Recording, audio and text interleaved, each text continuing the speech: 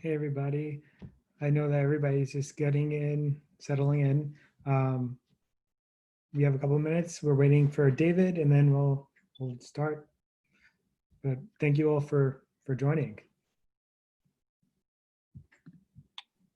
I'm on Eastern time, and Cool. so since I have some other friends in town, I actually just ran this tasting plus the Sao Tome, and Cool. I'm here for seconds, but I don't think any of them are following me.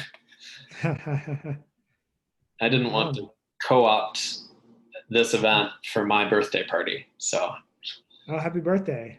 thanks. This is 8 years to the day since my first tasting, so. Awesome. Well, glad you can join us.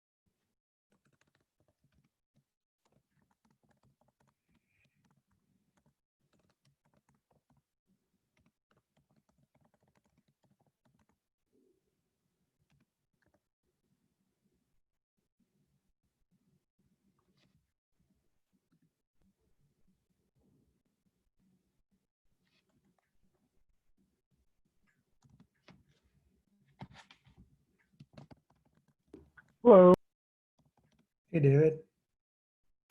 can you hear me? Could hear you. Yep. Cool. All right. I'm just giving some time for everybody to join and settle in.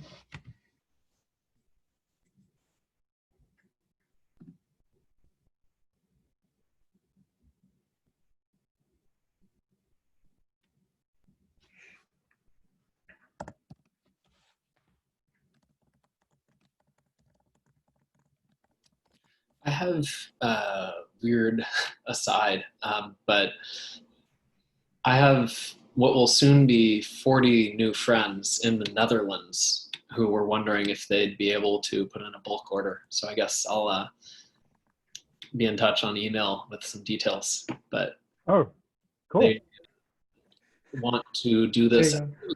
June 26th, if I'm remembering the date. So that turnaround seems doable. Yeah, totally. Yeah, very cool. Yep. So I know that Nicholas had asked if we can give the order of the bars. So I'm going to just put that in the chat, but we'll go over that shortly as we get everything started. And a couple of people are still joining in, so give it another minute or so, and then we'll go over some housekeeping rules, and then we'll start.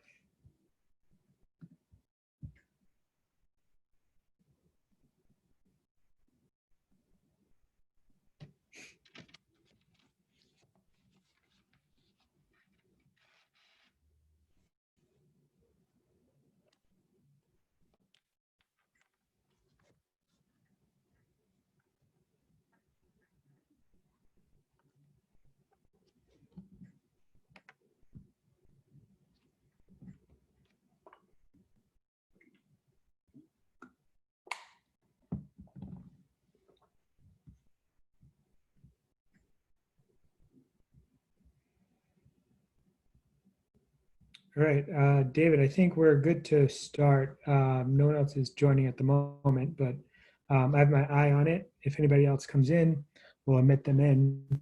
Um, so I want to just introduce myself. If you don't know me, I am Glenn Petriello. I am the owner of Chocotastery. So we do online and in-person chocolate tasting and education experiences. And we've teamed up with David from LetterPress, who I'll let introduce himself in a moment. We started working with each other a couple months ago for the Stay Home with Chocolate online festival that folks in our community have put together back in March. And we did a bundle to promote, and we did a tasting last month, which went really well, and we thought we'd do it again. And so all of you are here today because of that. So David, how about you just share a little bit, introduce yourself for those who don't know who you are. Cool. Yeah. So my name is David Mekas. I'm the co-founder of LetterPress Chocolate with my wife, Corey.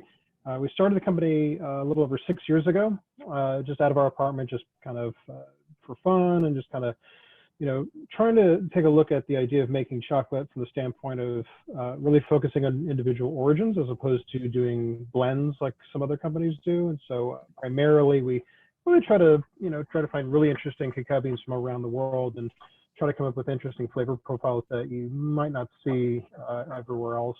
So that's kind of the gist of it, I suppose.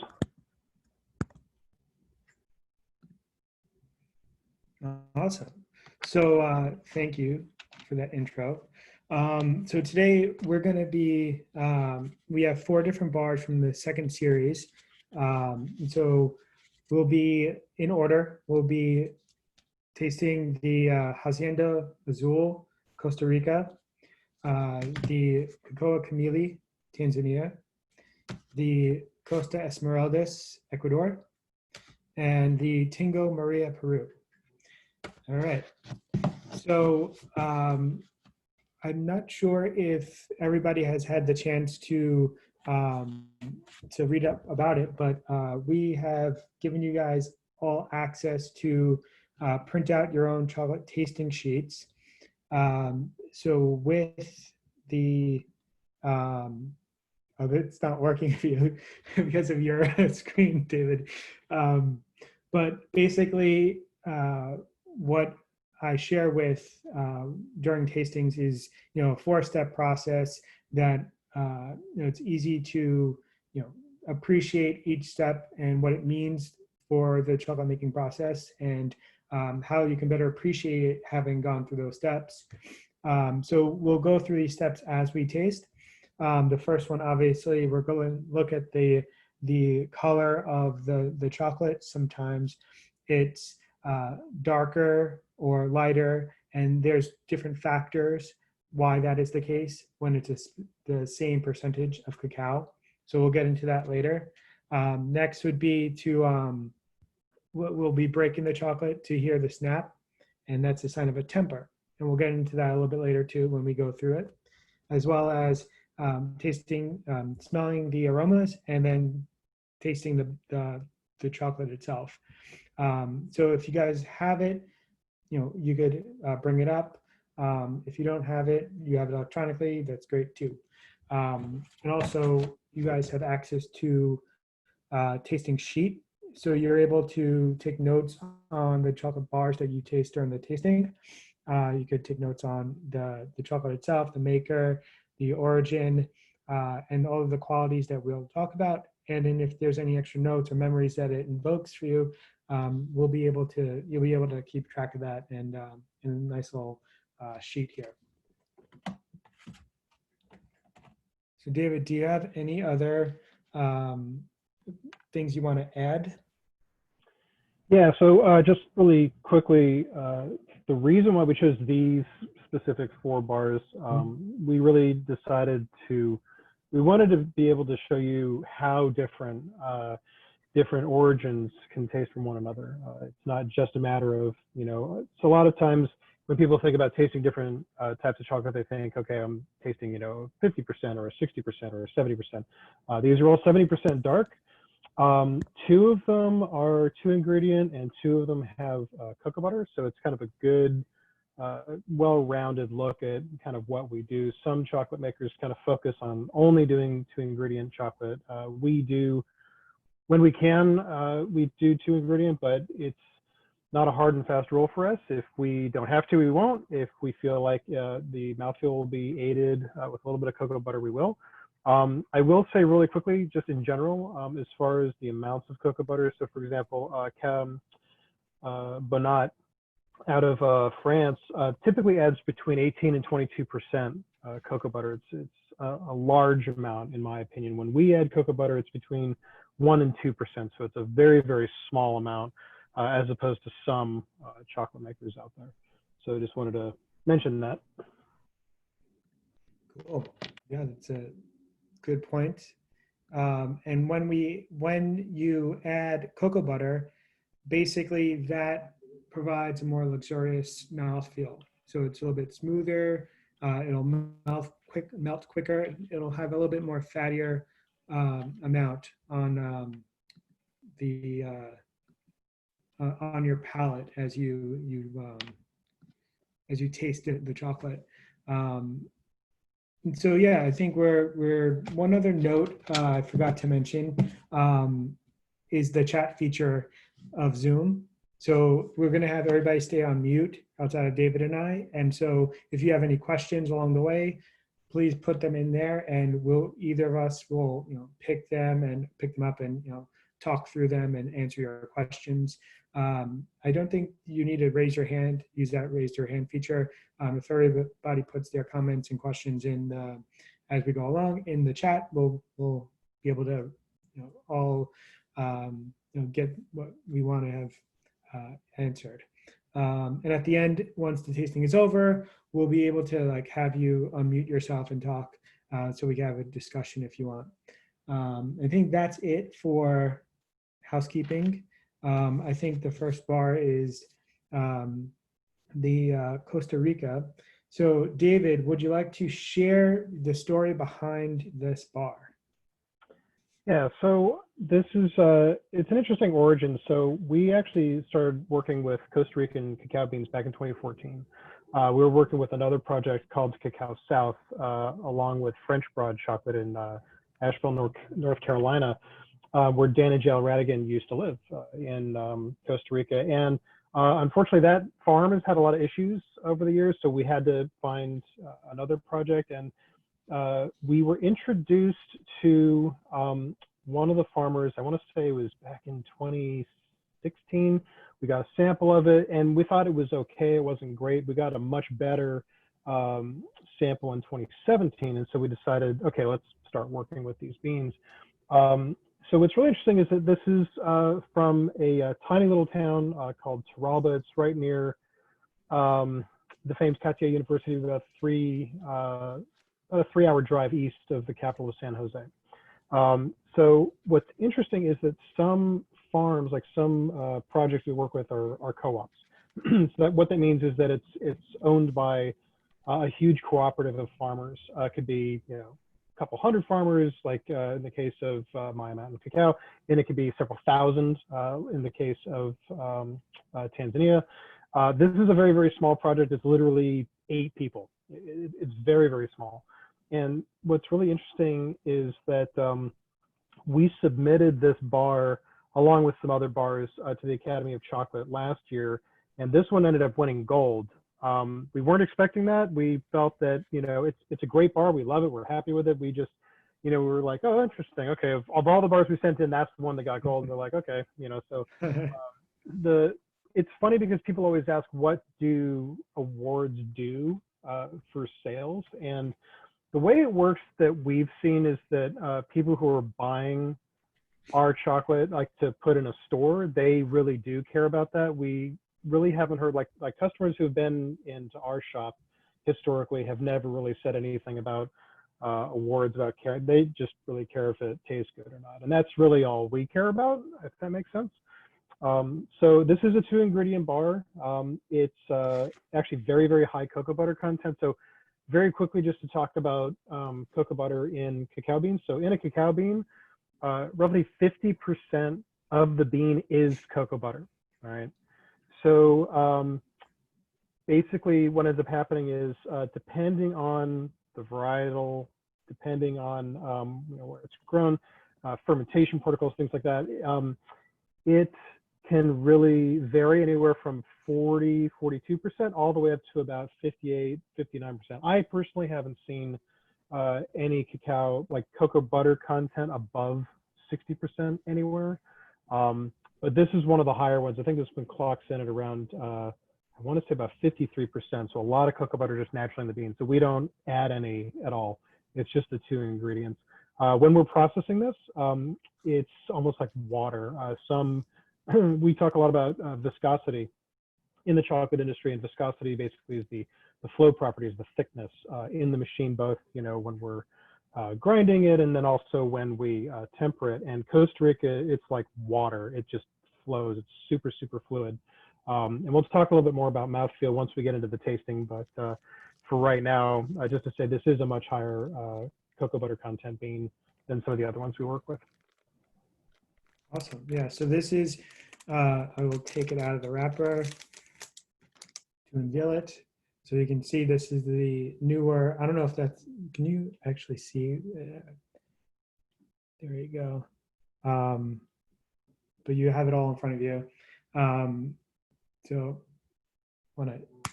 you hear the snap. So as far as the color goes, it seems like it's fairly dark brown, right? And so let's hear the snap. So everybody could snap. You could hear it's pretty good snap. So what that means is that the cocoa butter fat crystals are lined in the chocolate. And David could share a more technical answer to that in that whole process. But as far as the snap is pretty decent. What do you guys think? You just chime in as we go along as well. So want to take the chocolate and bring it to your nose, and what do you smell? And then leave some notes in the chat. So we're getting a loud snap with medium brown color. Yep. And what are you guys smelling in the aromas?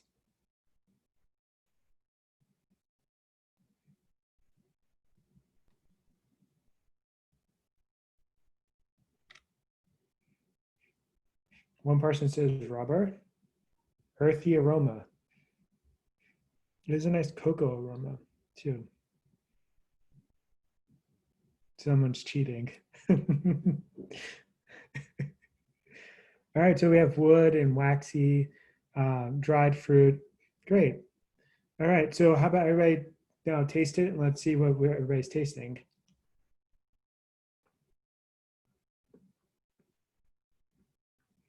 And when we taste, you take one bite and then let it just melt around your mouth, move it around, and inhale, and kind of aerate your mouth sometimes. Don't like open your mouth wide, but just like as you open up normally, you let air in, and then the aromas of what you're tasting will come up to your brain, and then you'll be able to recognize what flavors those are. We should probably also mention that there are tasting notes on the packaging, but tasting notes are not like a set in stone thing, and everyone's palate's different. So, you might taste something different from what I'm tasting, or someone else might taste something totally different. It's also, dependent on the time of day, what you had to eat previously. There's no hard and fast law saying it must taste like this or you're wrong. There's no right or wrong when it comes to tasting notes. So every answer is valid. It's just what we do is when we sit down and we do our tastings, like for us internally, we'll actually taste the bar over several days, different times of the day. And we'll kind of come up with our tasting notes that way. So it's not just tasting it one time, but it's tasting it multiple times over several days. And also, we age all of our chocolate before we mold it up into bars. So once it's done grinding in the melanger, we get the particle size where we want. Then we put it into storage, and what we do, let's say it's batch number 1 of something we've never made it before. What we'll do is we'll break a chunk off, and we'll melt it down, and we'll taste it. We write down our tasting notes, and then what we'll do is we'll wait a week and we taste it again. And we'll keep doing that until our tasting notes are consistent from week to week. And then we go back, we figure out where that similarity kind of started. And that's the length of time that we need in order to age the blocks of chocolate before we put it into the molds. Now, some chocolate makers don't do any aging at all. They just, pull it straight out of the melanger, put it straight into the tempering machine, and then boom, you're done. We found that especially for the first 4 to 6 weeks, for most of our origins, there is a flavor difference that happens. And so we'd rather that happen at our end so that when we release the bar, there's going to be at least a few years of consistency, because that volatility kind of dies down after the first month or so. So we do age everything. So like the tasting notes you see on the back of the bar, that's after aging for at least a month, and then us sitting down and kind of going through it over several times. But again, that's just our, tasting notes. It's not like, you have to taste those notes or you're wrong. All right. So we've been getting some notes in. So let's see. We have cherry and strawberry, cherry wood-ish, feels like oak, mushroom and dried fruit with some coffee, having that smooth mouthfeel, that smooth texture that coincides with the high cocoa butter content that David was mentioning before. Tastes very creamy. Great, yeah, that's the same. It's because of that cocoa butter that's added. That's not added. That's in the actual chocolate. No bitterness and smooth. Big on mushrooms. It has that earthy feel. Nuttiness, the nutty. Awesome. So yeah, I get like a fudgy chocolatey note with mine, and then you may have seen like in I've taken a couple pieces, and sometimes after you taste it and then go back to it, you can taste your taste enhances the experience. But yeah, I got like some fudgy and some little nutty notes going on. But yeah, we do have a question. What is the difference in batches? So somebody has this bar in multiple batch numbers. So I guess, David, would you like to comment on the differences? Yeah. So as far as I know, I'd have to double check with Corey, but I believe the latest batch that we made of this was batch 6. So there are only 6 batches. I remember batch number 1 was probably a little bit heavier on the roast, and then it's a little counterintuitive. So when you roast cacao, a lot of people think, well, if you go heavier on the roast, you can get more of a nutty note. What ends up happening is, as you start doing a darker roast, you actually start getting more fruity notes. So you actually have to back off on the roast in order, for this bar anyway, to get a little bit more of that nutty note to come out. So batch number 1 was a little bit heavier roast, which, funny enough, I think, no, it's batch number 2 that we sent to the awards. So batch number 2 onward, the roast was the same. We haven't changed the roast on that one since then. So the way it works, and this is how I kind of describe it to people, is that making chocolate is like pulling a bunch of levers, okay? And so the biggest lever that a chocolate maker can pull is in the roast. So roasting is, absolutely critical as far as flavor development. So that's the biggest lever. And then after that, you've got conching temperature, conching time. And then when the cacao is in the grinders and it's kind of spinning around and the stones are breaking down the nibs, when you decide to add the sugar, will also change the flavor. So that's, kind of the next lever. And then, they just kind of get smaller and smaller from there. So, roasting is the biggest lever. And then these things start, it's not that it's diminishing returns, it's just that you're fine tuning it. So starting from batch 2 onward, like I said, we didn't change the roast. It was mainly the timing of the sugar, and then maybe the conching time, maybe, but it's been fairly consistent. The person who was asking me about the difference in batches, I'd be curious which batch numbers they are, like if they were consecutive or if there was a gap in between. I'd be kind of curious there because I could check my notes.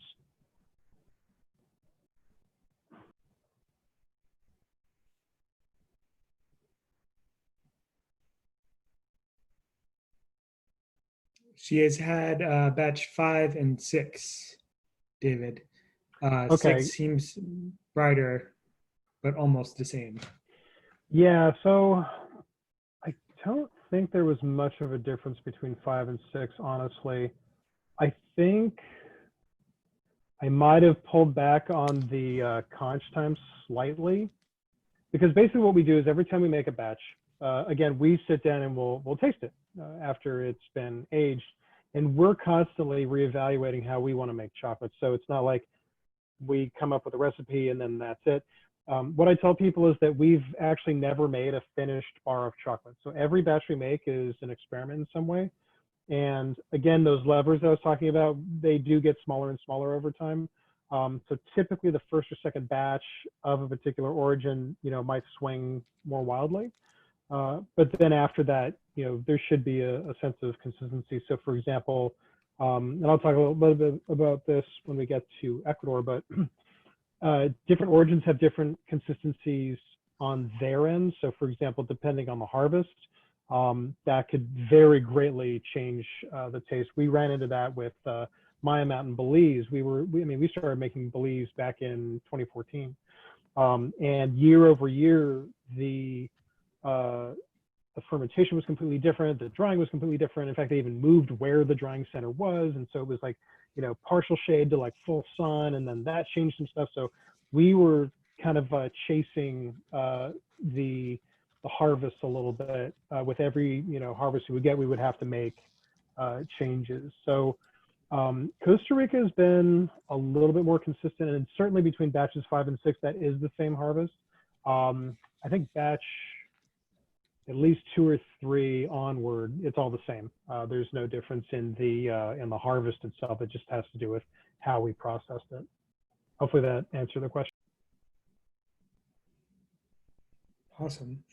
So it looks like everybody shared. Somebody also mentioned it was very mellow and it had caramel notes, which is great. So let's go on to the next bar. And so before we do that, normally want to cleanse our palate in some way. So you saw how I was drinking some water, and that's fine. So you don't have a dry mouth. But we could also have table crackers, basically water crackers that don't have salt or anything on it, but just regular. Basically, this helps take away all the absorb all of the fat that's in your mouth from that previous bar. So you could then go on to the next one with like a cleansed palate. And we use crackers. You could use lemon water.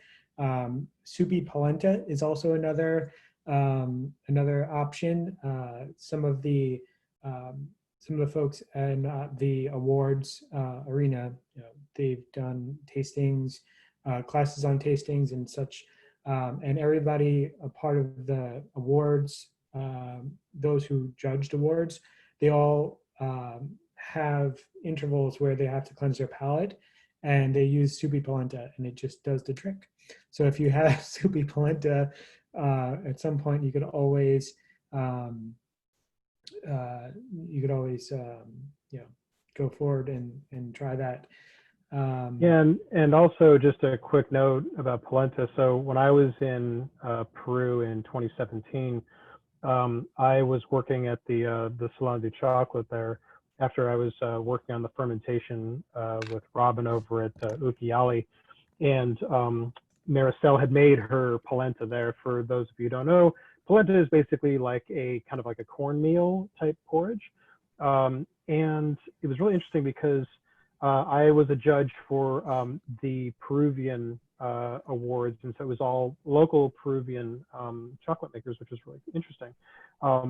The thing is that polenta works, I'd say, after maybe 3 or 4 different origins, your palate starts to get fatigued. So having the polenta really helps. But it was such a breakneck pace that I believe we tasted 350 bars in 2 days. And that was just dark chocolate. And then they wanted me to do milk and then white and then truffles. And I was like, no way. So I just stuck with the dark just because it was so much sugar. It was kind of nuts. So yeah, those judges actually have to deal with quite a lot. And I was a little surprised that there were that many entries we had to go through that quickly. So the polenta does help, but there are obviously limits to that. Yep. So so the next bar will be the Tanzania bar from Kokoa Kamili. And so David, what I know that a lot of people have worked with the folks at Kokoa Kamili. What's been your interaction with them to bring this bar to the market? Yeah, so we started working with these guys back in 2014. It was one of the first origins we started working with, and it's very, very consistent. So what we really love about working with these guys is that year after year, the harvests are super consistent. And so as much cocoa butter as the Costa Rica has, the Tanzania has even more. If I remember correctly, I think it clocked in at around 58%. So again, we're not adding any extra cocoa butter at all. It's just naturally in the bean. The last I heard, there's no definitive answer on this, but people always ask, well, what is the difference between each origin? Why is it that some beans have more cocoa butter, some beans have less cocoa butter? The one answer that I heard one time fairly recently was that it has to do with distance from the equator. So, you know, say something like way in the south, like, you know, Tanzania is going to have a lot more cocoa butter as opposed to something near the equator. That being said, I've personally seen high and low cocoa butter contents in both regions, so I'm not sure about that. I know that Penn State was supposed to come out with a paper. I thought it was supposed to be sometime this year, and I haven't seen it yet, but they supposedly did a study. So I'm not really sure exactly what causes it, but even within the same origin, from say a rain harvest versus like a kind of a drier harvest, the rain harvests tend to have less cocoa butter than the dry harvest. So for what it's worth, anecdotally, that's what we've seen, but I don't know any official or consensus for that yet. So Nicholas is going to check because he's a grad student at Penn State. So get back to us on that. Yeah, I met those nutritional scientists at orientation, so cool. I'll be in touch. Nice. Yeah. So right. for us, the reason why we love this specific bar is because we really love the flavor profile. We love how much cocoa butter is in it. And the guys who run it are just super, super cool. So this is a very large project compared to some of our others. This one, I think they work with about 4,000 farmers in southern Tanzania. And 80% of them are women. It's just really, really great project. They pay premiums to each of the farmers, and then we pay premiums to Kokoa Kamili. So it's been a really great project, and it's been one of our longest collaborations we've been working with. Cool. Thank you for that. And so I'm going to be looking at the comparison, and we've already seen some people bring in, sharing some of their insights, how the Tanzania, this one, is much lighter in color than the Costa Rica, which we just tasted. So give it a snap. And it's been in my hand, so it hasn't been that loud of a snap. But basically, I think we're seeing it's almost like a reddish color. And we have a loud snap coming from James. All right, so what aromas are you smelling and experiencing?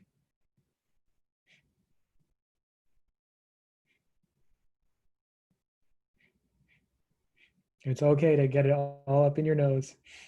And sometimes taking rapid sniffs could help as well.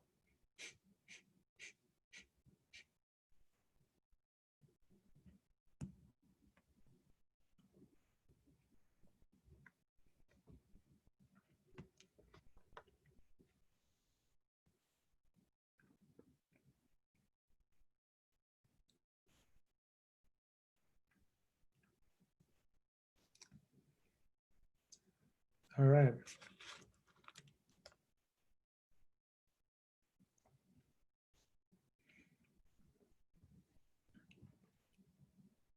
So we're getting some notes coming in. Very floral, some spicy flavors. Like there's a brightness, there's like that acidic brightness. Um,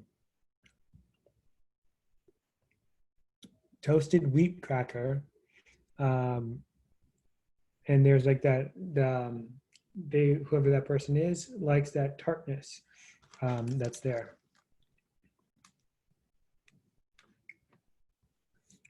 There's another floral. This Yeah. was one of the bars that we had a so there's a company we've been working with for years. It's a cheese shop about half an hour from us, and they were one of the first places that we sold our bars to. And their staff are like super hardcore into cheese, and like, you know, they start getting into like, you know, microclimate and all that, like with cheese, and, you know, talking about the different types of cows and all this crazy stuff. And so they asked if they could come by the factory and actually sit down and do a tasting through all of our bars that they carried in their shop. This was about maybe a year ago or so. And they sat down, and we just kind of like took a step back just to listen to the ideas that they kind of came up with. And with the Tanzania specifically, we heard everything from someone, what was it? Someone said like hibiscus flowers. Someone else said like leathery. I mean, it's there's no wrong answer, like I said. So it was just really interesting to hear this group of like 10 people who, again, their palate is kind of more fine-tuned to cheese than to chocolate. So it's just really interesting to see, you know, how different, you know, the tasting notes can get just within one group. I mean, it was really interesting. And they're all over the place here too. We're getting like tobacco, Brazil nut, honey, lime, some bitter aftertaste, some yogurt tartness, and plum. So yeah, Brazil nut. I'm getting a tropical, the banana in it. Back a couple years ago, I guess back in 2016, I used to make my own chocolate in Hoboken.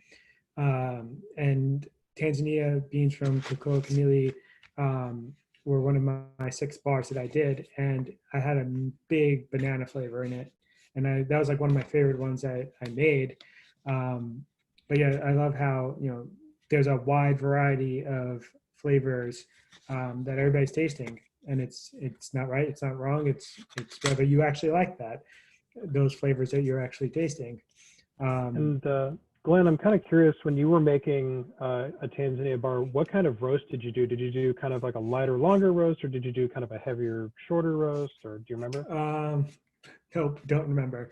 I think I used a Baymore back then, which is a small coffee roaster for like 1 to 2 pounds of beans at a time. And I don't remember the profile, but I kind of took various time roasts and did like a whole formula for it. So some were lighter, like some nibs I put in were lighter roast, and some were heavier and had different types of flavors. So that's how I kind of put my beans together when I was making it.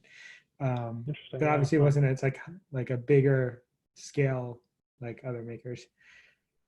Yeah, I should mention really quickly about roasting that there are kind of 2 camps in the chocolate industry as far as how we roast. Some people use coffee roasters, like drum roasting, and then others use convection. So we use convection. We've found that there's just a lot of consistency that you get there. We actually tried drum roasting back in 2014, and the problem is that most coffee roasters the drum spins too quickly. What ends up happening is the beans, kind of come up to the top of the drum and then fall and then end up shattering. So what we found is that it was actually the other Costa Rica origin that we were working with back then. And I actually got a chance to train with one of the local coffee roasters right down the street from us, who's actually really phenomenal, about 25 years of roasting experience. And it was just really interesting to see kind of the differences. So for those of you who don't know, coffee is typically roasted at over 400 degrees, sometimes 450 or higher, typically for about 12, 14, 15 minutes. Cacao tends to be roasted a lot lighter, so maybe 225, 230, 240, but for much longer periods of time, 30, 40, 50 minutes. I believe the Tanzania, this one, I think we were doing about 225 for about 35 minutes on that one. So again, we're using convection, so it's on perforated sheets and there's air circulating around, right? So that kind of gets the heat evenly distributed. So one of the best chocolate makers I've ever met is Steve DeVries out of Colorado, and he uses convection.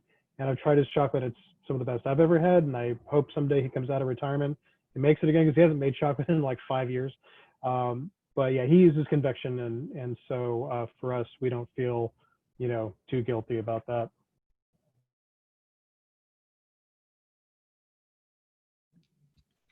Yep. All right. So I think there was a couple more comments on flavors. So one person had smelled banana more than she actually tasted, and another one found that minutes afterwards they tasted the banana than the first time. And so I know that there's a couple other more technical questions coming in. We're going to save those towards the end, so so we can go through the tasting and then have a discussion on if there's any more additional really technical questions. But we will get to those. And then now the next bar is the Costa Esmeraldas in Ecuador. So this is with the Salazar families,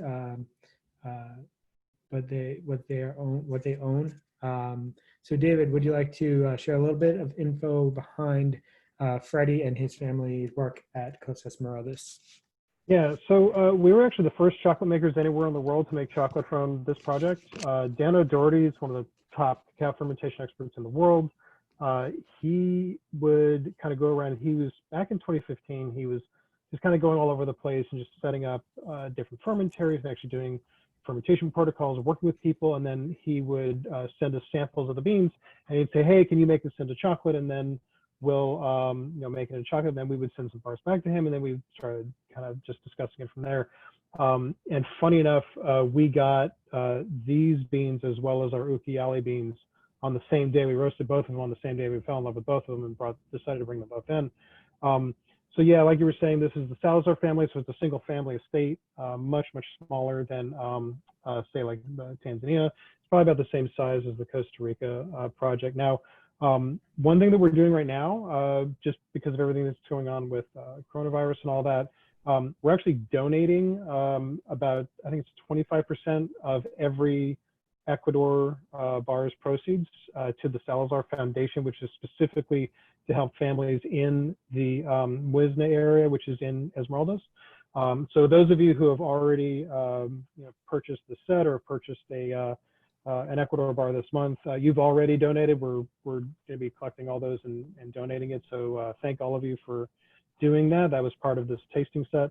And so basically every month we're kind of picking a different origin that we're working with to do those donations for. So this month we're doing Ecuador. So this one, again, we really fell in love with the beans immediately. The very first roast we ever did, we were really happy with it. And speaking of consistency, this is probably the most consistent of any of the origins we've ever worked with. Year after year, we always get samples before we get the entire shipment of, say, a couple metric tons. We'll just get a few kilograms just to kind of test it out.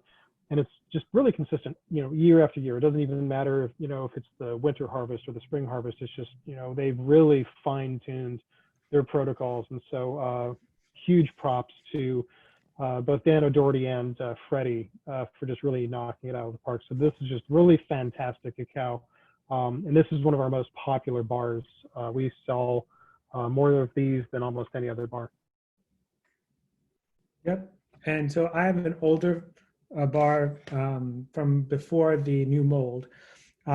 So you could see when compared, the Ecuador bar is much darker in color, which is, really just based on, variety.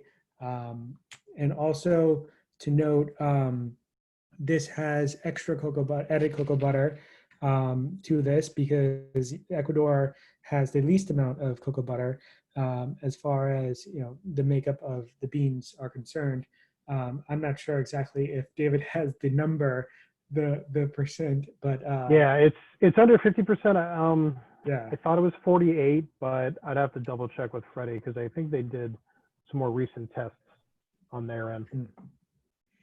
Yeah. All right. So for the snap, it's a pretty loud snap.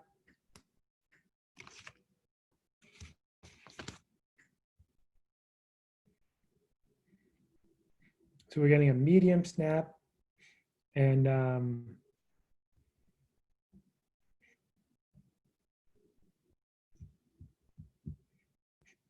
and what are you guys smelling with the aroma? We're getting green fruit aroma. I'm getting more of a cocoa note.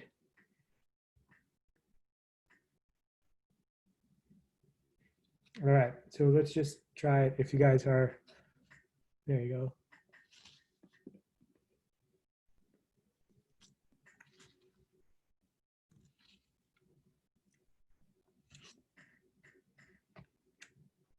I'm actually really curious what everyone's tasting notes are for this one.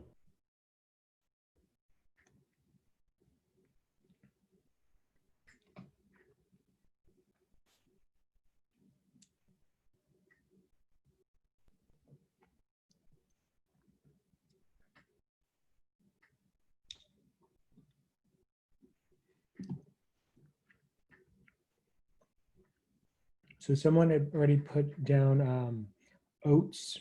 It's smooth and oats. And everybody is coming up with some pretty good flavor notes here. Intensely chocolatey. There's that brownie note. Some spice with cloves and roses.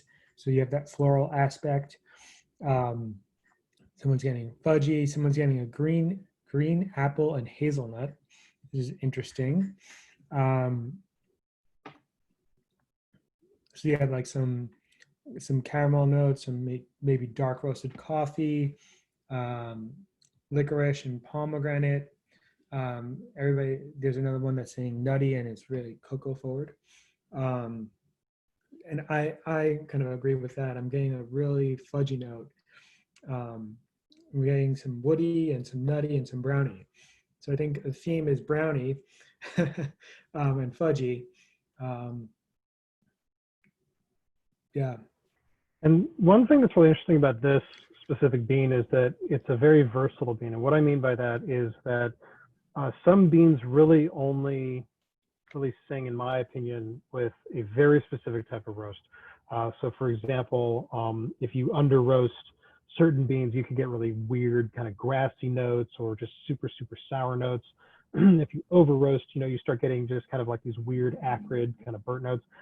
Esmeraldas is really interesting because, so like I said before, the largest lever that you can pull is the roast. And so every chocolate maker has their own roasting profile. So for example, Dandelion might be on the lighter side, Manoa out of Hawaii might be on the darker side.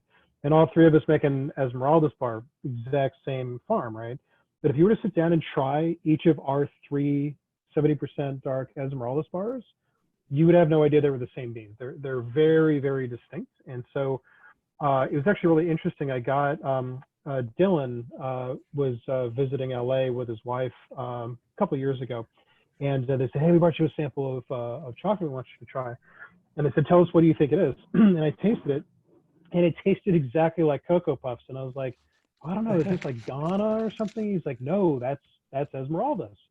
Like, really? He's like, oh yeah, we went really, really heavy on the roast, like way farther than we thought was normal. That, you know, we thought we were about to burn it, but it's actually good.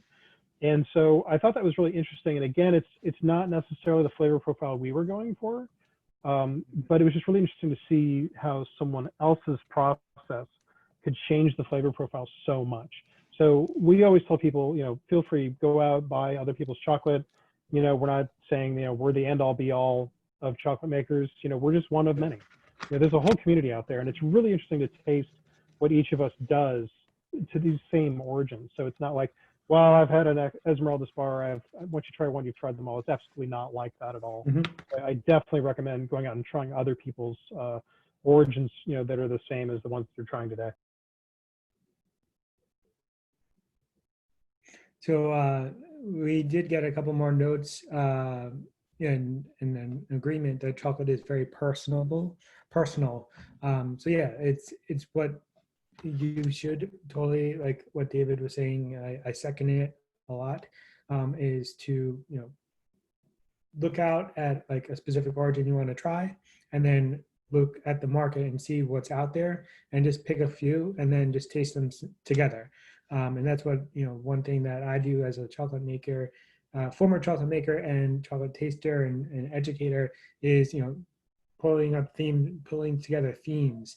And so you know, when you have 3 or 4 or 5 bars of the same origin, you could see how the different characteristics of the bars correlate versus the different chocolate makers and their personalities, and the way that they want to share that origin's characteristics.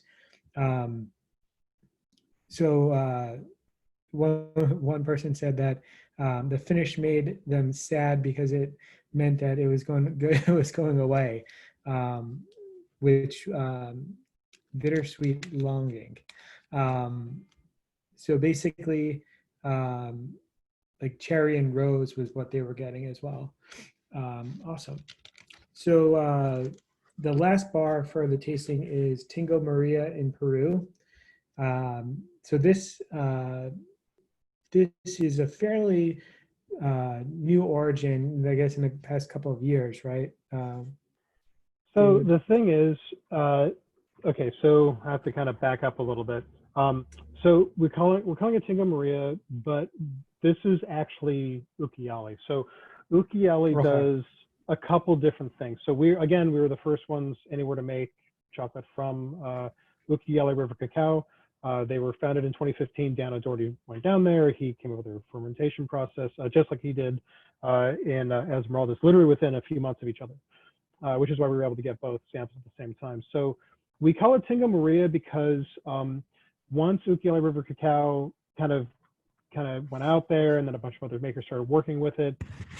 When we first released the bar, we just called it Ukiale, but then a lot of other people were calling it Ukiale.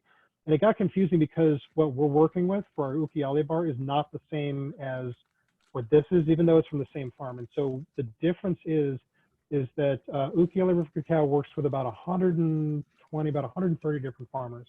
And what happened was, excuse me, back in 2017, we were working with Robin, and when we first got that very, very first ferment, it had only come from 3 farmers because they were only working with 3 in the beginning. And it turns out that there's something really, really cool about those specific 3 farms.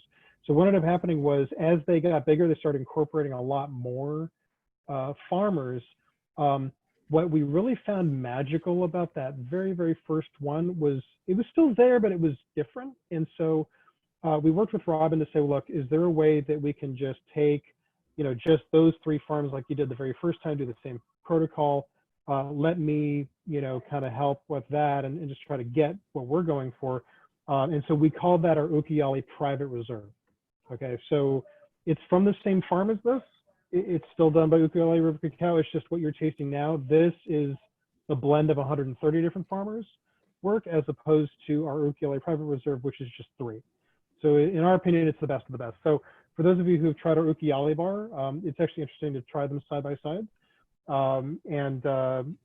but it is the same farm. It's just the fermentation is different. And I'll talk a little bit more about that once we actually start getting into the tasting. Great. All right. So we have it here, and I want to just compare it. So in the sense of comparing it to the Esmeraldas, you can see that it's much lighter. And comparing it to the Tanzania, it's almost, I guess, the same a little bit.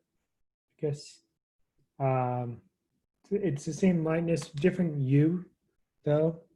And we have James agreeing that it's a similar color to Tanzania. And so breaking it, it's been sitting in my hands and almost melting now. But let's see, what do you guys smell? And if you, if for whatever reason it's not melting in your hands like me, you could always warm up the chocolate by moving your fingers around on it. It'll release some of the fat, and then you'll be able to smell a bit more. We're getting smoke as an aroma, and floral, and honeysuckle. All right, so whenever you're ready, you can go for it.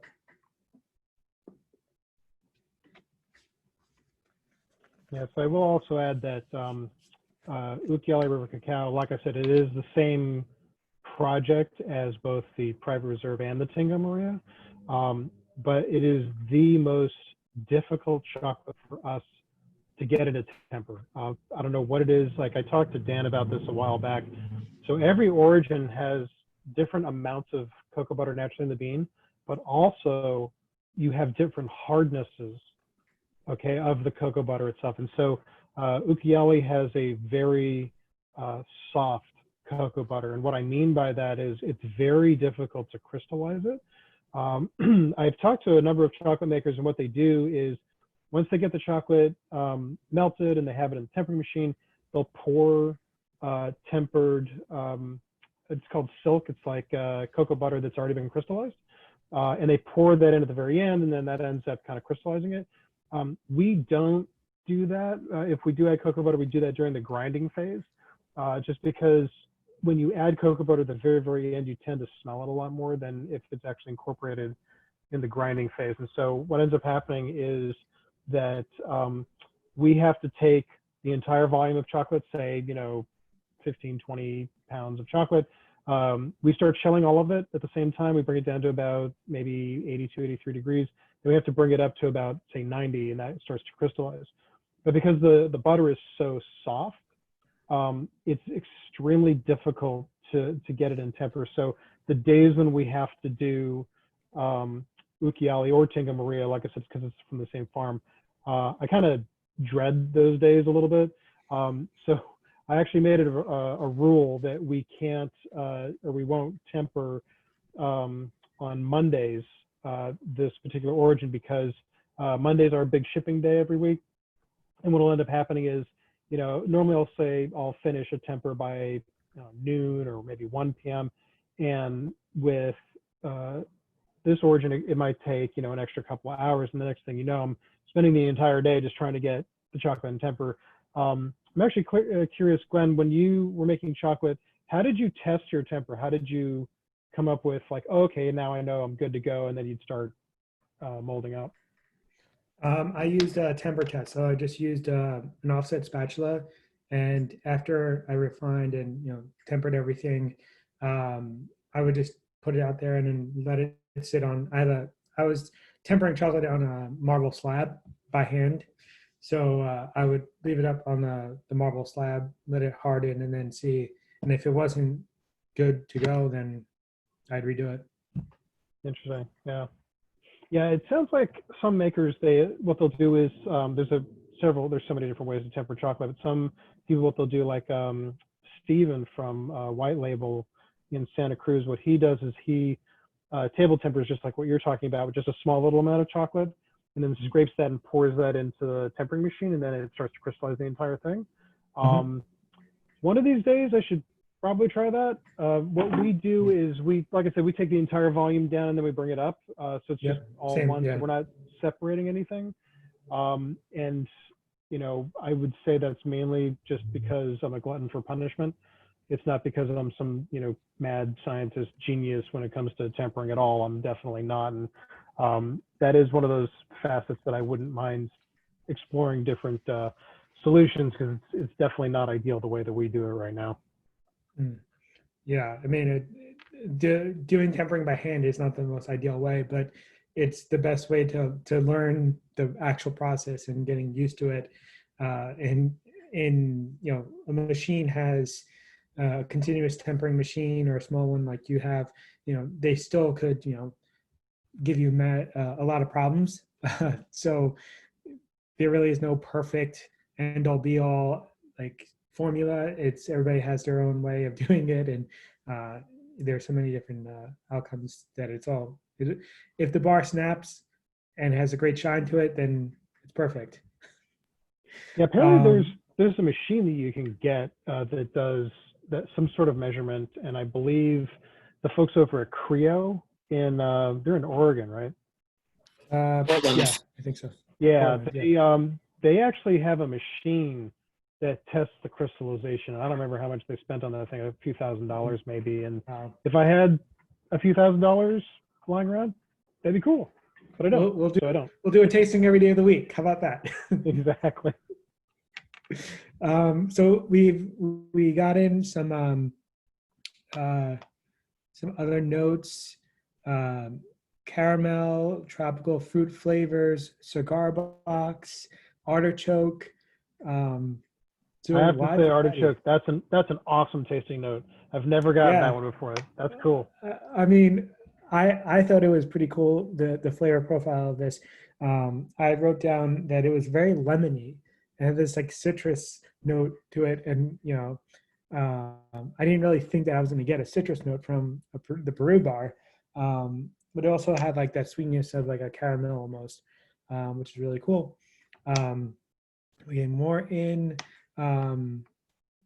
So Wendy says you should advertise. You should advertise your beans.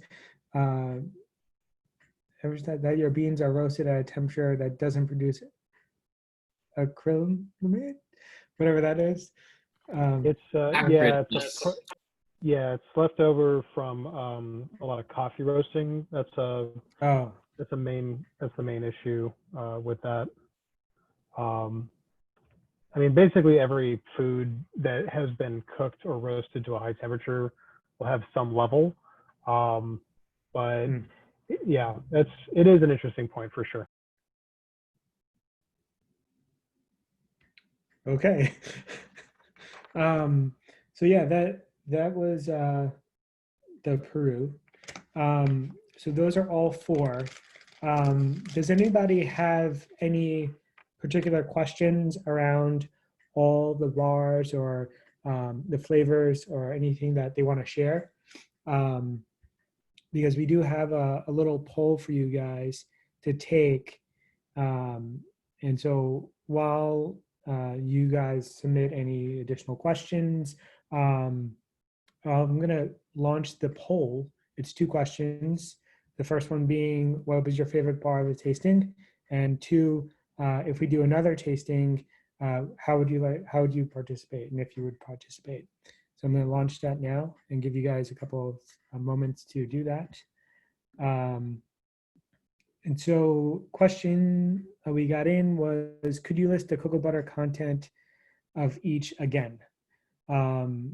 So yeah, let's see here. So let me look at these again. Okay, so Hazienda Azul, it was 50, it's like 56, 57.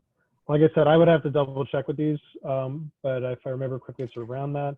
Tanzania is closer to 58, so it actually has more cocoa butter than the Costa Rica, although I heard some of you were saying that the Costa Rica was more creamy. Ecuador is lower, it's about 48%. And then what we did was we added 2%. So again, when we add cocoa butter, we only add between 1 and 2%. We don't add 18 or 20% like Bonat or some of these other companies. To me, when I taste bars like that, all I can taste is the cocoa butter. And in fact, a lot of times, if you look at the back of their bars, the first ingredient is cocoa butter. And that's kind of weird for a dark chocolate bar. So for those of you who don't know, cocoa butter content and cocoa solids are calculated together. Okay, so let's say you go to the supermarket and you pick up a Lindt bar, they make a 90% bar or whatever. It's actually a 70% bar with 20% cocoa butter added to it. So a lot of times when people try our higher percentage bars, like our 85 or our 100%, and say, oh, this is much, much more intense than say that Lindt bar that I'm used to, because Lindt is not nearly as strong. And the reason for that is because they're adding cocoa butter to their 100% or 90%, and we're not. So when we say 100%, it's literally just the beans. There's nothing else in it. So it is more intense that way. So when we do our 70%, we try to get the mouthfeel somewhat consistent without adding too much butter, if that makes sense. Great. There's a couple more people that are still taking the poll, so we'll give that another minute. So let's take another question. What is the cocoa butter content of the Ecuador beans? I'm not sure. I think you mentioned that already, right? Yeah, 48%. Yeah. Yeah. What is the ideal temperature for chocolate consumption?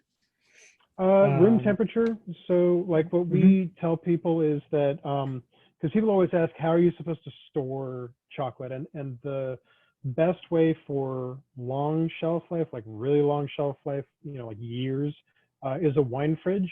Glenn, I believe you have a wine fridge for all your storage.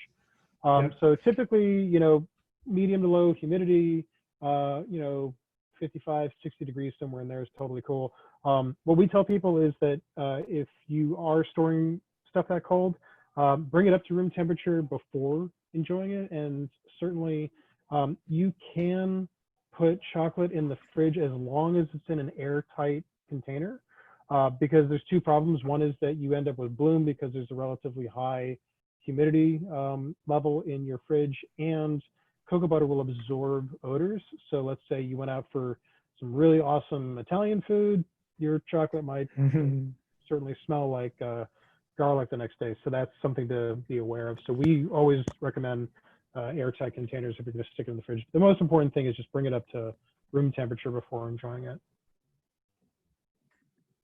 Yeah. And I normally keep my wine fridge, which is a small one, maybe even like as high as it can go, but it's in like the low 60s. Sometimes it gets down to the high 50s, but yeah, it's like jam packed. So whenever I do take out chocolate, I usually leave it at room temperature for a little bit before. And sometimes bars melt because I have sunlight coming in from the window right next to me when I'm doing a tasting. But yeah, let's see, there's a lot more coming through. All right, so everybody voted on the poll, so we are going to end it and share the results. Let's see this. So we will share the results. And so Costa Esmeraldas was the winner of the most favorite bar of the tasting with 9 votes out of 13 votes. But we had 2 other votes. Somebody couldn't see it, but they voted one for Costa Esmeraldas, one for Tanzania. So those are the results here. So basically, Ecuador was the winner by a landslide. Personally, I think although I really enjoyed Ecuador, I think the Peru won for me today, just because it was unique and it was not typical of what I've always tasted in Peru. And for as far as doing another tasting, you guys would definitely join, or it would depend on what we're tasting and when the tasting would be held. So that's great. We'll take that into consideration. We won't let you down with either of those. One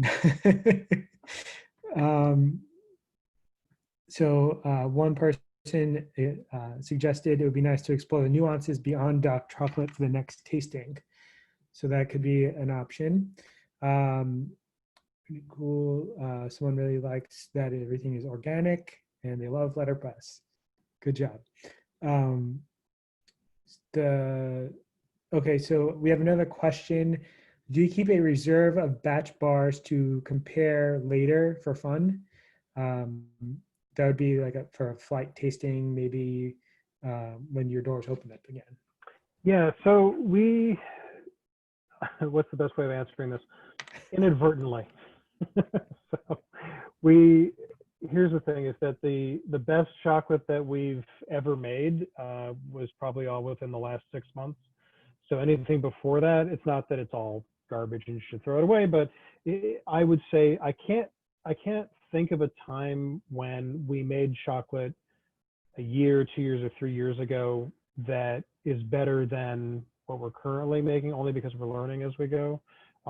That being said, every once in a while we work with a project that we can't work with again for a number of reasons. So I always go back to, I'm sure everyone's sick of hearing me raving about Lared, but for those of you who don't know, it was a project that I visited the first year we were in business down in the Dominican Republic. It doesn't exist anymore. We actually bought the entire harvest and kept it in storage and slowly worked our way through it all the way through, I think it was 2016 or maybe even 2017 was the last year we did Lared. But anyway, there was something about those beans. I don't know what it was, but it just had this flavor profile that I would consider, it was perfect. And it was exactly what I wanted. And we have a tiny, tiny, tiny little bit, I mean, maybe 2 bars left of that. And it's not that it's has anything to do with how we were as makers. It has more to do with just the fact that that origin was just so special and amazing, and even visiting and just being there, you know, at the drying racks and the smell just coming off of those racks, and it smelled, and I wanted to capture that in the bar, and I felt that I hit that, and when it existed, it was hands down our most popular bar, and people were really sad to see it go. And for a good solid year after it was discontinued, people just kept saying, like, you know, please bring that back. I'm like, that farm went out of business. It's gone, you know. And unfortunately there was a lot of like weird stuff with like people stealing money and people leaving and stuff going missing. It was really super weird. So it's unfortunately not going to come back. The farmers themselves are okay, just so everyone knows. If anyone's heard of a project called Oko Caribe in the Dominican Republic, it's all the guys from Lared. They just moved over to Oko, but the fermentation boxes are all gone. So Oko's protocol is very different, and the flavor profiles they're not really similar at all. I would say they're very, very unique, because at one point we were making bars from both same time, and they're very, very different. So that's the one for me. We kind of call it the unicorn.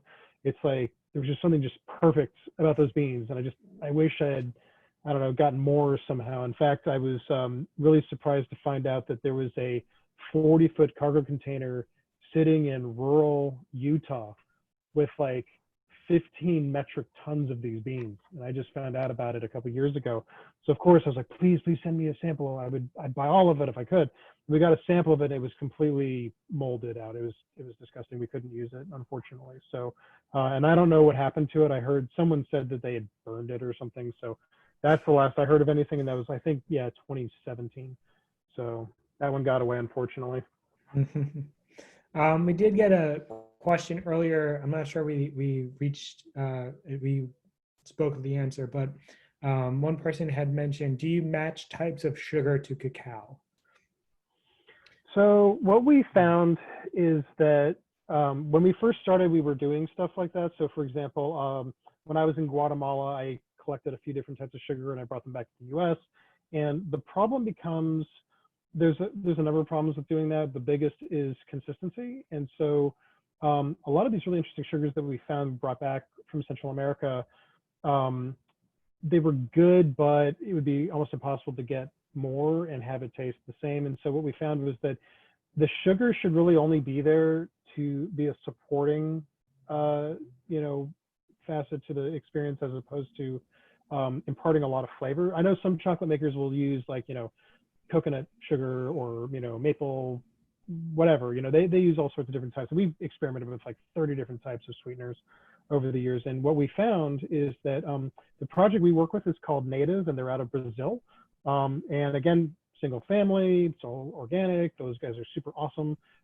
Most of the kind of bigger craft chocolate makers work with them. So for example, Dandelion, Dick Taylor, us obviously. What is it? Yeah, I think Y Label is using them, Monsoon, Raka, a lot of folks. It's super, super consistent. It's got like every certification you can think of. And it's the most important thing is that it's very, very neutral, because we really don't want the sugar to be that, we don't want it to really change the flavor of the bean, because why spend all this money on these really fantastic cacao beans if you're just going to kind of, change it with the sugar? That's just our personal approach. Like I said, there are many chocolate makers out there that will experiment with different sweeteners, and that's totally valid. It's just not what we do. Hope that answered the question.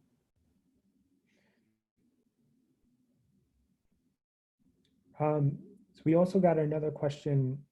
You mentioned the levers that affect flavor. How big lever is the fermentation protocol?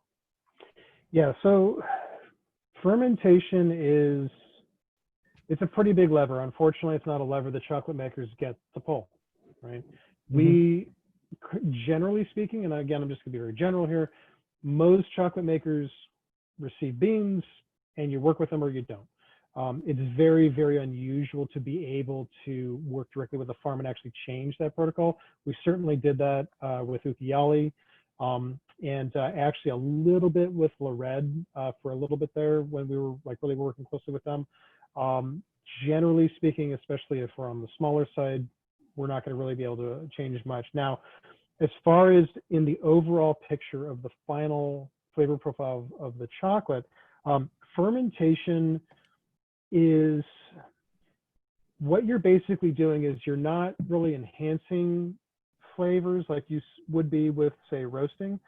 Fermentation is more about getting those flavor precursors to develop that were already in the bean. You can't really change the flavor unless you can do really weird stuff like Camino Verde out of Ecuador. I mean, they're adding like, banana sugar and like champagne yeast and all sorts of weird stuff. Yes, you can change the flavor that way. But if we're talking about just using inoculations of, the yeast naturally in the bean, they're not adding anything from the outside world.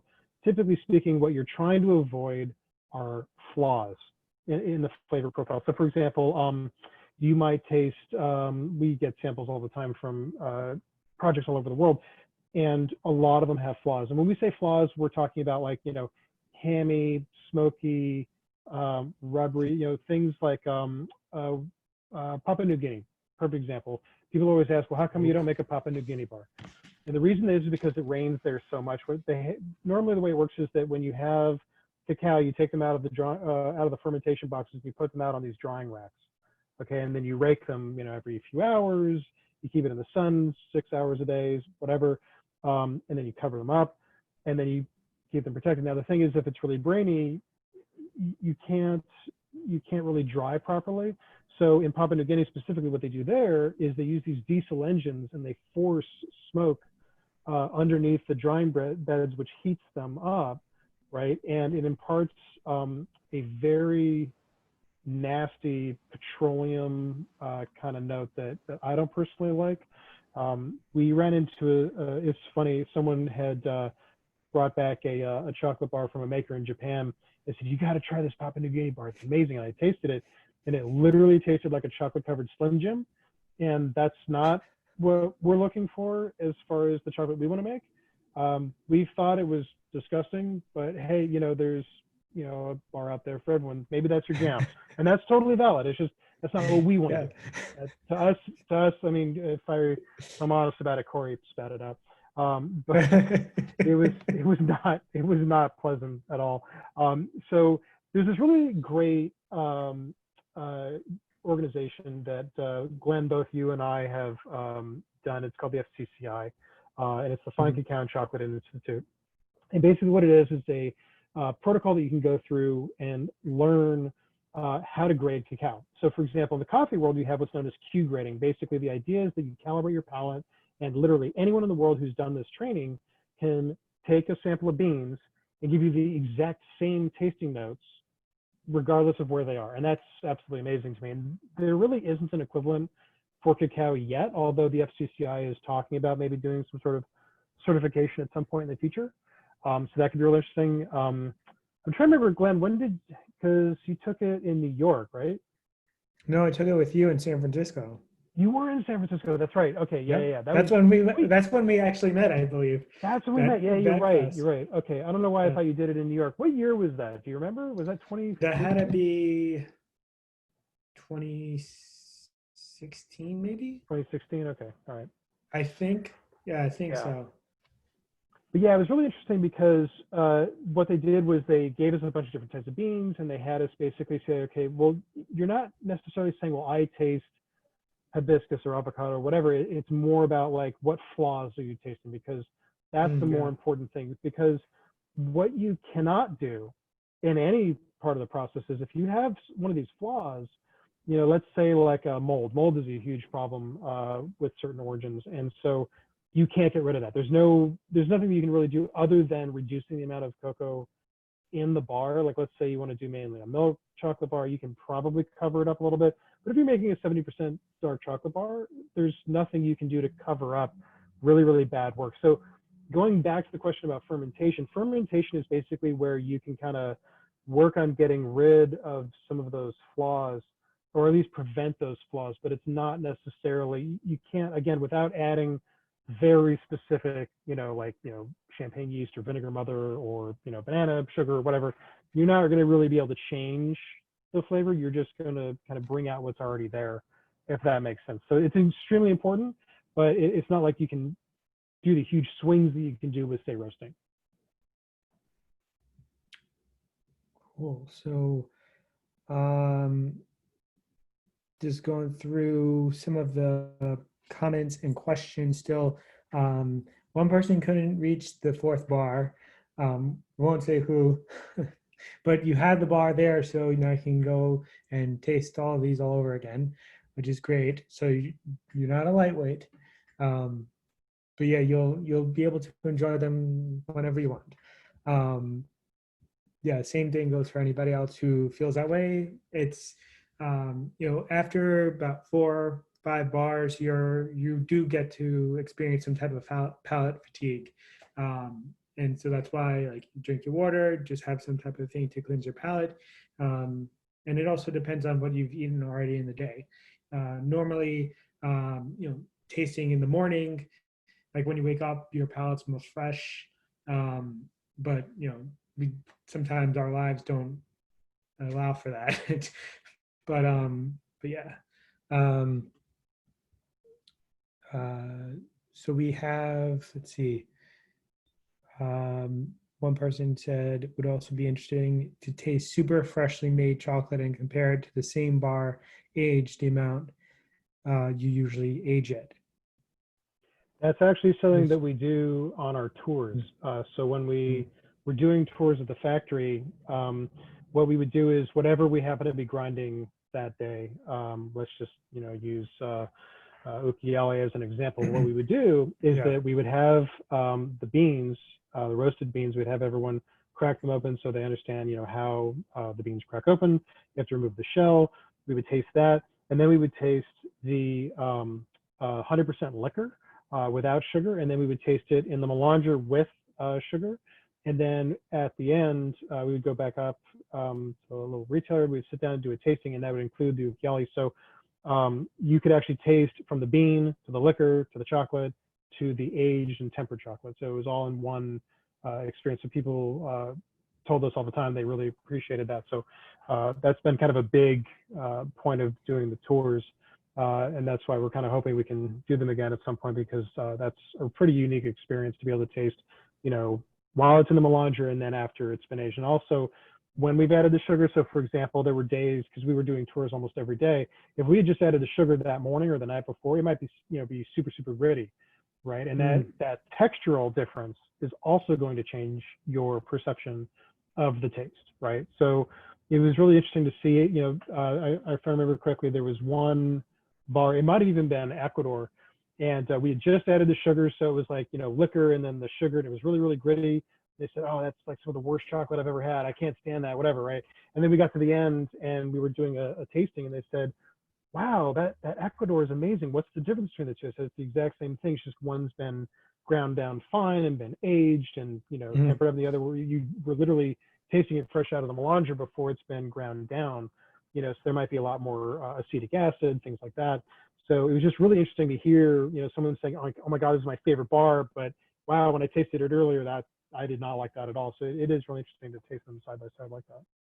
Yeah, and so one thing with you mentioned how tasting in the melanger and at that specific time versus the finished product. So normally, and you may go to a specific micron level, but normally at a 30 micron level, that's when we anything above 30 microns, we taste like an abrasiveness on our palate. Anything below it, you're gonna get like a really smooth smooth experience. So I think most chocolate makers go for around like 20 or so microns, so that it's a very smooth finish.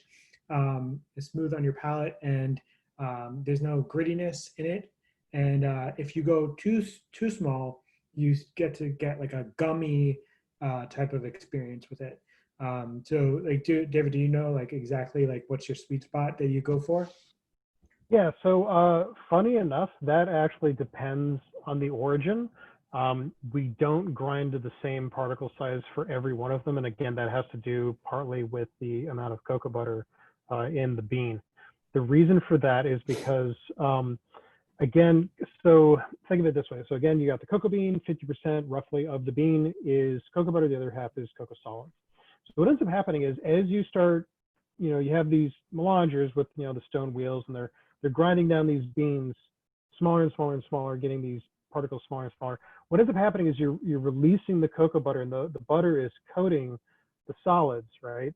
And then when you add the sugar, that butter also has to coat all the sugar as well. So depending on the hardness of the cocoa butter, depending on the amount of cocoa butter in the bean, will determine the micron size that will be ideal for the mouthfeel. Now, that being said, typically we don't ever go above 20. Yeah, we never go above 20. And just to back up a little bit, for those of you who don't know what a micron is, basically it's 1/1000th, or sorry, 1/100th of a centimeter. So basically, just to kind of visualize it in your head, the width of your hair, like the thickness of your hair, is 70 microns. Okay, so we're talking about grinding chocolate width, thinner than the width of a human hair. And like Glenn was saying, anything under 30 microns, your tongue can't texturally tell that there are individual particles. It feels like a liquid. Now, if you grind too fine, if you go say under 10 microns, that's when it starts getting stuck in your taste buds. It starts getting that weird kind of gummy thing. But also because you're grinding down the beans, you have so many particles of solids that the cocoa butter then has to coat, that you end up getting that peanut buttery kind of like texture that you were talking about. So that's why you can't over refine. So it is a fine balance. But that being said, again, I keep going back to Steve DeVries just because he's kind of like the godfather of the American craft chocolate movement.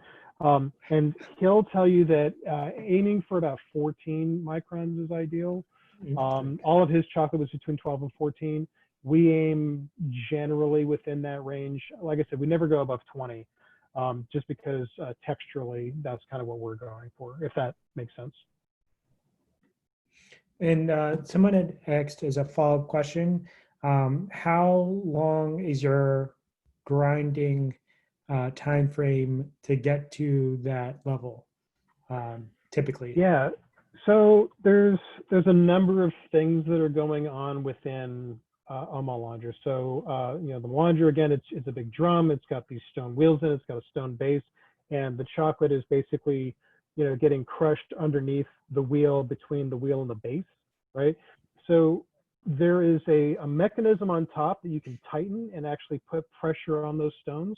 and you can hit 20 microns in 6 or 7 hours, okay? The problem is when you do that, the more pressure you put on the stones, imagine a car, right? Like when you're driving along and it's raining, right? Your wheel, if you're driving too fast, what ends up happening? You start hydroplaning, right? Nothing's getting underneath the tire, right? So you start like there's not enough time for any material to go between the tire and the water, so you're just driving on water, and that's why it's so dangerous. So same thing with a melange. If you grind too fast, the chocolate never really gets underneath, so people will start contacting the manufacturer saying, you know, hey, I've been grinding my chocolate for 6 days and it's not, the particle size isn't going down. It's like, well, yeah, your stones are too tight. You have to keep it loose. So what we do is we allow gravity to be the main driving force for refining our particle size. So I would say we hit 20 microns within 24 hours.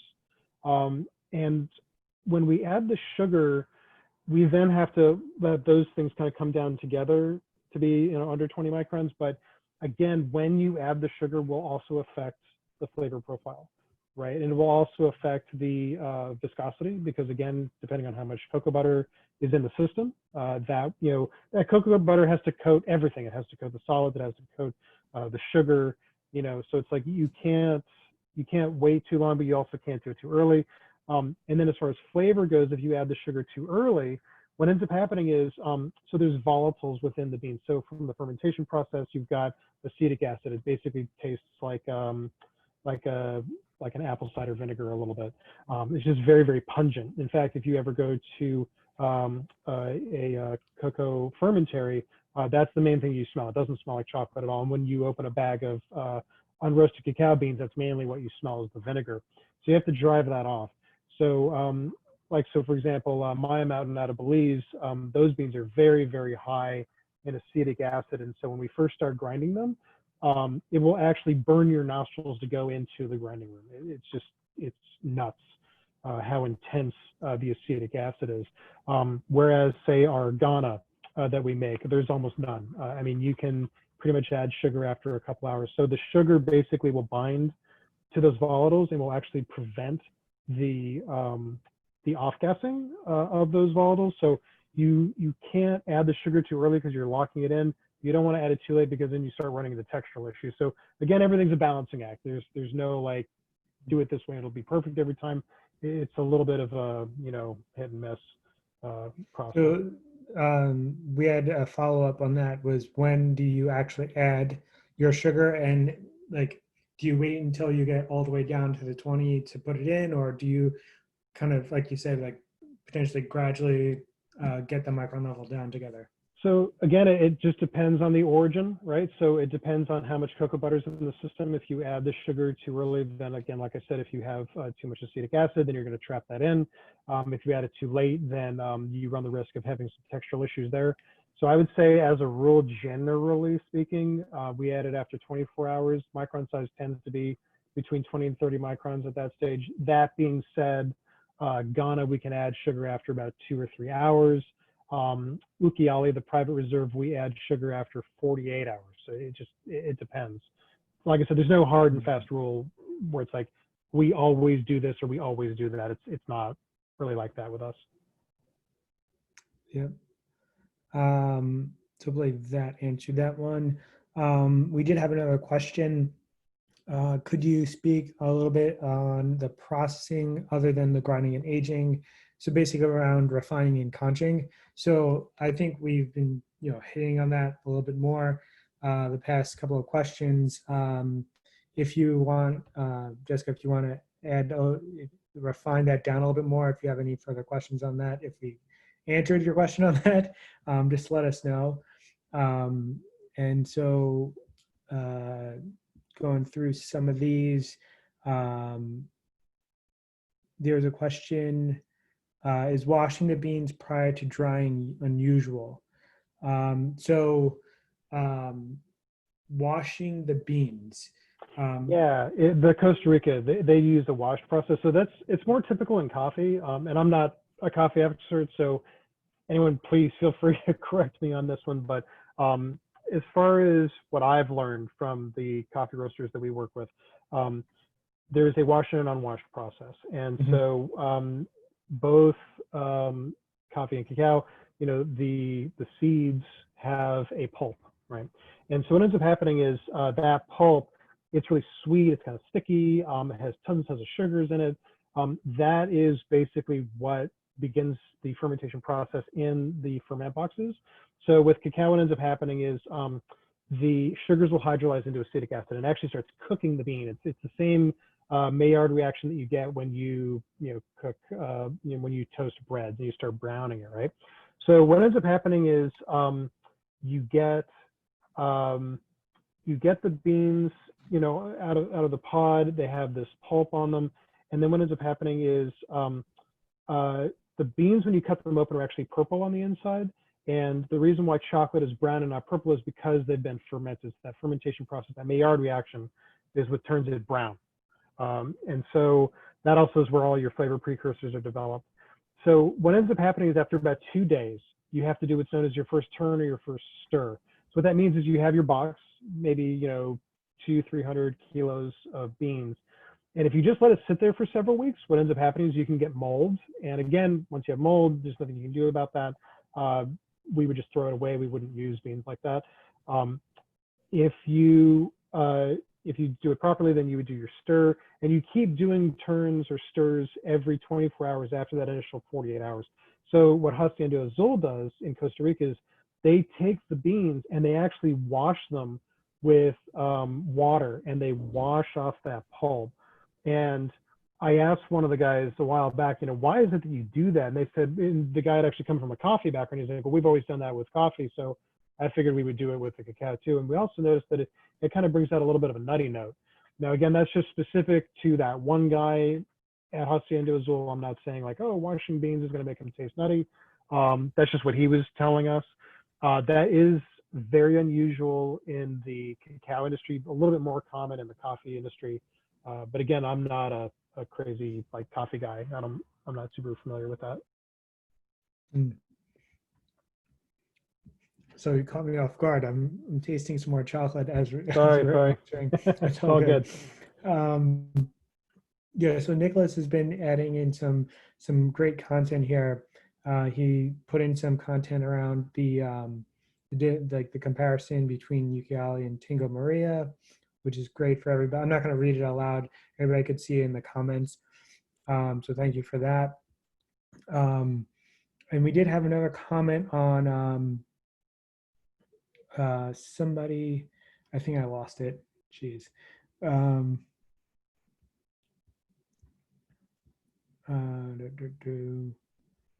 Oh, so somebody who was at the first tasting, they compared their experiences, and they said the second one was their favorite, and they look forward to the next one. And they like the tours too, so it's pretty cool. Let's see what other. Nicholas also put in a more refined definition of the micron, which is really cool if you're into the science nerdy thing. It's really cool to learn about that. And also about the processing of the beans with coffee. Cool. If there's anything else, it's roughly about a little over an hour and a half now. And I think I don't see any other questions. If you guys want to, share a little bit more, have a couple more questions or anything like that, we could stick around and answer those. But it's been very awesome having you all here and interacting and engaging with all of you. So we'll be around. We'll be here, and we will put forward. Thank you, Wendy. We'll consider the next bundle, and David will release that and share that.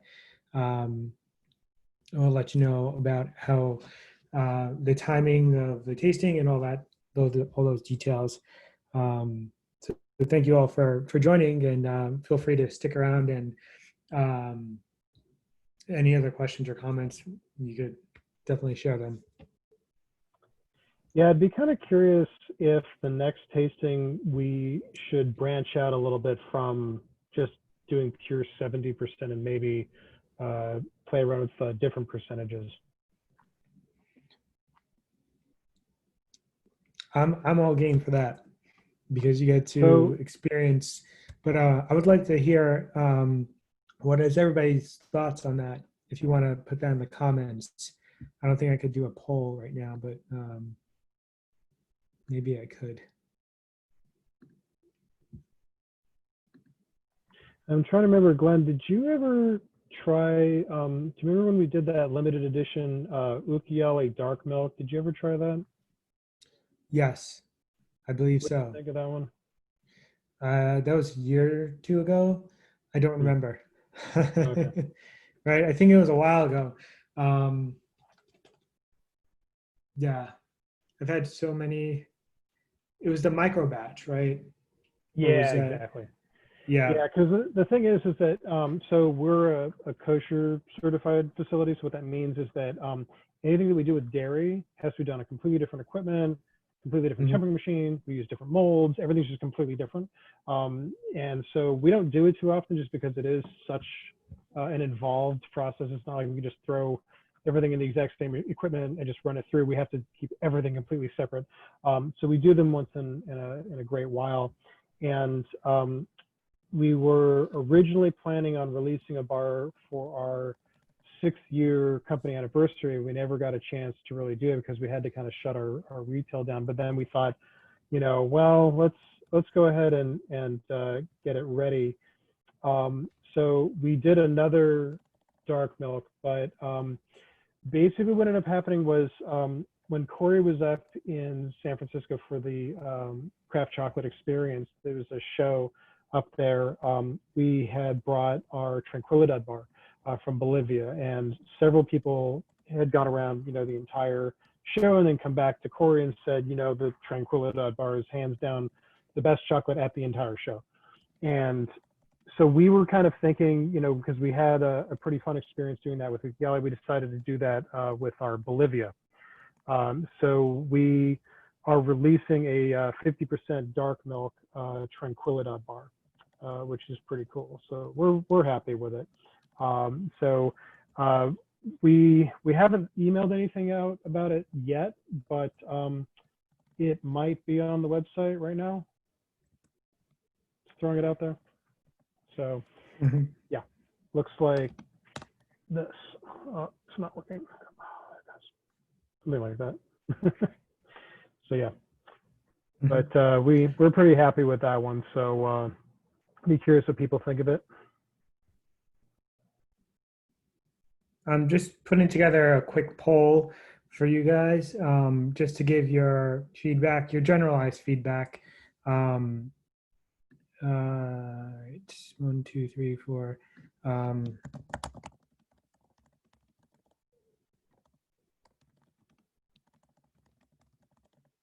right, so I have 5 answers to that. Save that, and I don't know actually if I can do that. Why not?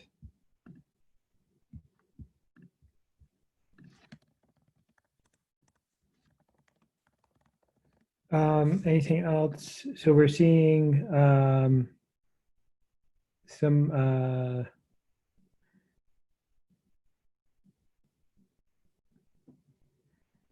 so one is wanting to taste the reserve Ecuador bar beside the Tingo Maria from Ukiale. Ukiale dark milk reminded Nicholas of Dulce de Leche. Interesting. Um, One person's favorite bar was Hawaii, which is also a really good bar. Um, so somebody is would love to do a tasting with different origin, different percentages. So I couldn't get the poll up and running, but if you guys would like to give us some feedback, you could always just send an email to us, respond to David and his emails, or just leave your comments below. We'll definitely take those into consideration to make a really great experience for what you guys would like to have.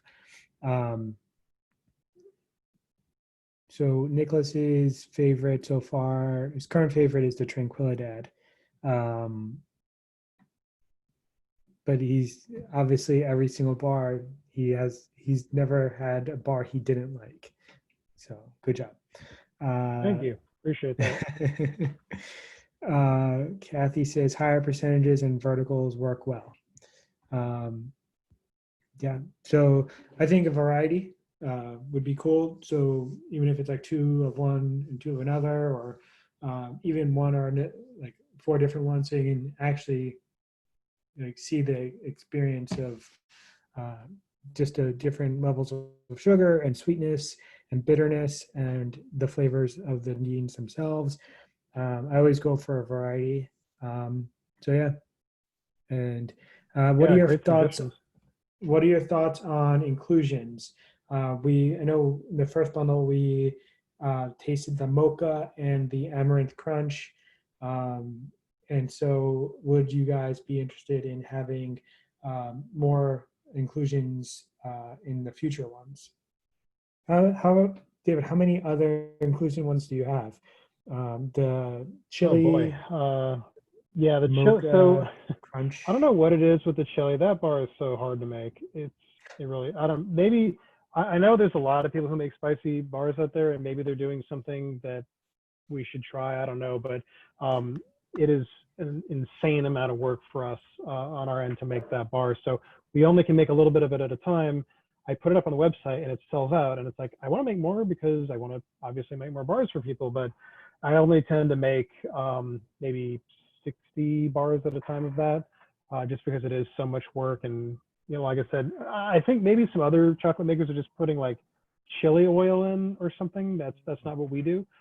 We actually use a molcajete, and we actually hand grind down the peppers and get it into as fine as we possibly can. And then we use cocoa butter as an extract method and extract the oils out of the chilies that way, which we have to do overnight. So it's like this multi-day thing we have to do. And people are really big fans of it, and we're really happy with it. But yeah, it's everyone. We've gotten so many emails about like, hey, can you release that again? I'm like, I just released it, but it's gone, and so I need to make more. But yeah, we have the chili one. I wouldn't want to do that as a tasting set because I know as soon as I put it up online, everyone else is going to kind of attack it. So might not be able to do that one. But yeah, we do a sea salt bar, we do a mint bar, we do our mocha bar where we do that same process I was talking about with the cocoa butter, and we extract the oils from the coffee beans using cocoa butter. Our Amaranth Crunch, which I believe is one of your favorites, Glenn, where we air puff amaranth. Yep. We actually just made a batch of that this morning, and that's a very, very difficult bar for us to make as well because we mix the amaranth in to the tempering machine and we inject every single mold with the amaranth, so it's that really consistent distribution of the amaranth as opposed to just sprinkling it on the top. We're not generally fans of sprinkling stuff on the back of bars just because you look at a bar and it's like like let's say you use blueberries or whatever, and there's like 2 blueberries on one end and then nothing on the other end, and it's just I don't know. I like evenly distributed stuff in my chocolate. That's just me personally. Yeah, as far as flavors go, yeah, so it's like sea salt, amaranth, mint. I know I remember you did a matcha a while back. Yeah, we that's the white chocolate bar. I don't know, maybe people want to try a white chocolate bar as opposed to just keeping it with the dark. But yeah, we still make that. In fact, the funny thing about that is that when we first started the company, Corey said, look, I'm willing to, help you out on this insane desire of yours to start a chocolate company in our apartment. Just promise me at some point you'll make a matcha green tea white chocolate bar. I was thinking, how on earth am I going to do that, right? So that turned into its whole, challenge, because we're not going to just go out and buy like, some garbage cocoa butter from wherever that doesn't taste like anything. So we actually got single origin butter that was pressed at Camino Verde in order to do those bars. That was a lot of work. But yeah, that was good. Sounds like we kind of want to stick with dark and then maybe do yeah. So yeah. Yeah, so not as much of a on the inclusions, but more so on like different percentages and origins. So yeah, that'd be cool to do. And I think Nicholas also mentioned about your misfit bars. So apparently it's a thing for the locals out in LA. Yeah, so typically what ends up happening is, so again, we're insane. We inject every single mold by hand. We use a veterinary syringe. Some people have like really fancy machines that just automatically inject the chocolate into the molds. We actually just got a machine like that, but we don't have the wiring in the building set up for it yet. So I'm still waiting for an electrician to safely come into the building and like set all that up so we can hook that machine up. In the meantime, we're still, hand injecting every mold. So the problem with that is that every once in a while, there could be a piece of chocolate that is like slightly out of temper and it gets sucked up into the syringe. And what ends up happening is you squirt that back in to the mold and you end up with like this weird streak, right? So we can't do anything with that unless, we remelt it or whatever. So you can remelt chocolate as many times as you want, but sometimes we're just in a hurry and we just have to get stuff out. And so we have like a little tiny stack of bars that aren't visually pleasing. They taste exactly the same, but they're not visually as perfect as say our production bars. So we just put them in the clear packaging and then just put a sticker on it, and we sell those for half price. And those have been really popular with people. And for a while, the most common one was the Amaranth Crunch, because you can't remelt the Amaranth Crunch bars because it's just way too viscous, because we add the amaranth once it's completely in temper and we're literally ready to go, but you can't remelt those. So there was one time when I had, I think, something like 20 or 25 bars that screwed up, and so it's like, all right, we made a stack and we sold them all in one weekend. So it's like they still sell, it's just not perfect, but it tastes the same. So yeah. Cool. All right.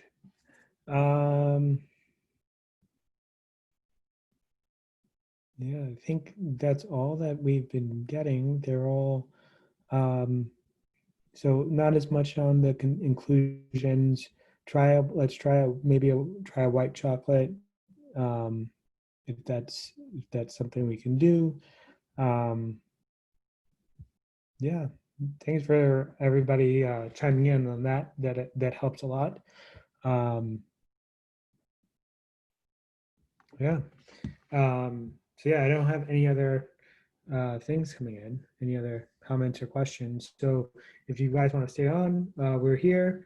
If not, thank you so much for joining us. Yeah. Yeah, this was a lot of fun. I really appreciate everyone joining us. And we sent out an email just to let everyone know this is being recorded, and we are gonna put it up on YouTube. So if you didn't have the tasting set on you can still just order that and then just kind of follow along later on. Yeah, we'll plan on doing another one, and then doing the different percentages. Sounds like that's something that people want to do. So we'll think about doing that for sure.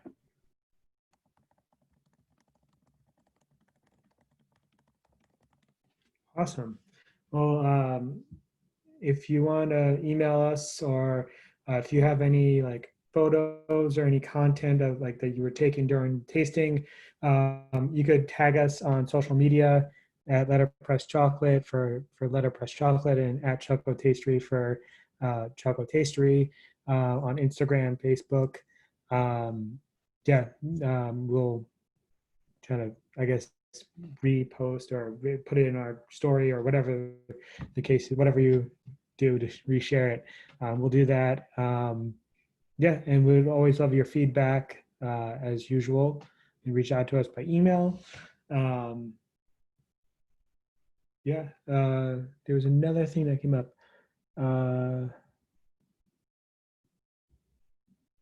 On different percentages. Yeah. All right, guys. Well, that's all I got. So I guess we will shut this down, and we hope everybody stays well. And thank you all for joining, and look forward to seeing you at the next one. Bye.